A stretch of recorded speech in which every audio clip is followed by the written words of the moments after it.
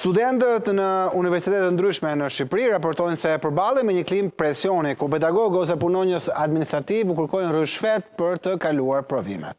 Këto gjetje dalin nga raporti i Qendresës Qytetare, i cili bazohet në një anketim me 750 studentë në 8 universitete publike. Të dhënat tregojnë se korrupsioni perceptohet tashmë si një fenomen i zakonshëm. 89.98% e studentëve besojnë se ai është i pranishëm. 44% e shohin universitetin e tyre si plotësisht korruptuar, ndërsa 9.61% pranojnë se kanë paguar për të marrë një notë më të lartë.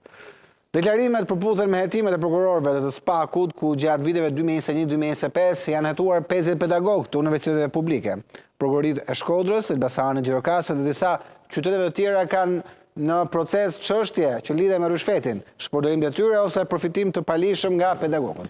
Shkodra rezulton me numër më të lartë të hetuarve, plot 13 pedagogë. Në Elbasan ka 9 raste aktive, një pjesë të cilave janë kaluar te SPAK-u, ndërkohë gjatë vitit 2025 SPAK ka finalizuar hetimin ndaj 27 zyrtarëve të Universitetit Bujqësor të Tiranës, mes tyre pedagogë dhe personel administrativ për procedura dyshuar abuzive. Sipas studentëve, pagesat për nota mbeten në forma më e përhapur korrupsionit, e ndjekur nga detyrimi për të blerë tekstet pedagogëve, ku studentët kanë hasur në një numër shumë konserueshëm këtë të fundit.